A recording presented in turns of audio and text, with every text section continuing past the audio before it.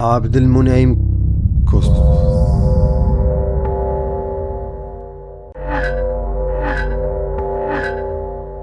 الحلقة الثانية: كيفاش زادوا أول نجوم المجرات. تخيل معايا كون كامل بلا حتى نجم واحد، بلا ضوء، بلا شمس، بلا مجرات، غير الظلام وغازات كتسبح وسط الفراغ.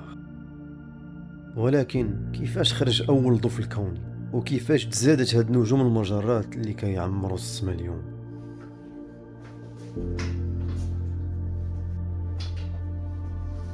اليوم غادي نرجعوا لأول لحظة بدا فيها الضوء الكوني.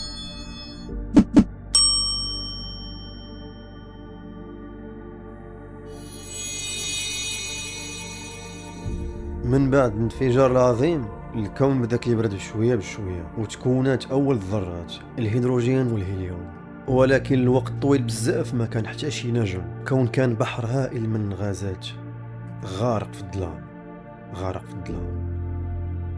ولكن وسط هذا الهدوء كانت واحد القوه خفيه كتخدم بصمت: الجاذبيه. ودقه دقه بدات الجاذبيه كتجمع الغازات مع بعضياتها، وكل ما تجمع الغاز كثر كل ما ولا سخون واكثر كثافه، حتى وصلت الحراره لملايين درجات. وفي لحظه تاريخيه وقع اول اشتعال نووي في الكون، وهكا تزاد اول نجم في التاريخ، والاول مره شعل واحد الضوء وسط الظلام ديال الكون. ومن ذاك النهار الكون تبدل للابد. خاصك تعرف بان النجوم ماشي كرات ضوئيه فقط، هي ماشي غير كرات ضوئيه، ماشي غير كرات مضويه. داخل كل نجم كاين فرن عملاق كتصنع فيه العناصر الكيميائيه مثل الهيدروجين، وهذا الهيدروجين كيتحول لهيليوم، ومن بعد كيتحول لعناصر اثقل مثل الكربون والاكسجين والحديد، وحتى العناصر اللي كتكون الجسم ديالك كامل. بعباره اخرى، النجوم هي مصانع الماده في هذا الكون. ولكن النجوم ما كتبقاش عايشه للابد. بعض النجوم العملاقه كتنفجر في نهايه الحياه ديالها بانفجارات خياليه، العلماء سماوها سوبر نوفا. وهاد الانفجارات كتنشر العناصر في الفضاء كامل، ومن بقايا هاد النجوم تزادت نجوم جديده وكواكب جديده، ومع الوقت بدات كتشكل اول مجرات.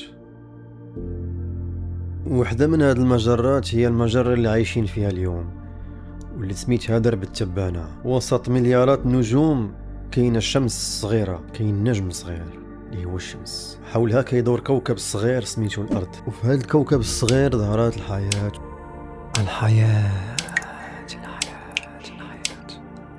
وظهر الانسان. وبداو الكون كيطرح اسئله على راسو.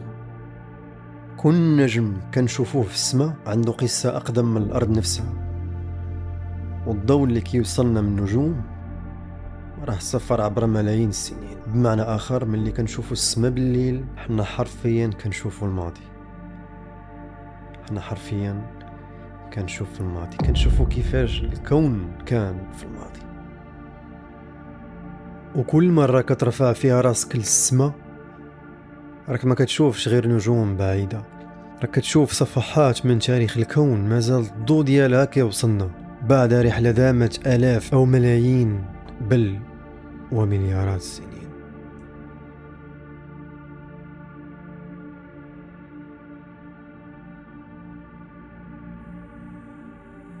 في الحلقة الجاية غادي نكتشفوا كيفاش زادت الشمس وكيفاش كون النظام الشمسي اللي عايشين فيه.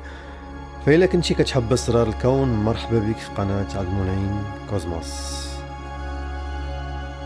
شنو أكثر فكرة صدماتك أو ثارت الاهتمام ديالك؟ اكتبها لي في التعليقات وخلينا نكتشفوها مع بعضيا. وما تنساش تبقى معنا باش يوصلك المزيد من أسرار الكون. غادي تكون حلقات واعرة في الأسابيع المقبلة والأشهر المقبلة، كنوعدكم بهادشي. وغادي نكون ممتن بزاف وغادي تفرحني إلا درتي لايك وسبسكرايب. شكرا، مع السلامة.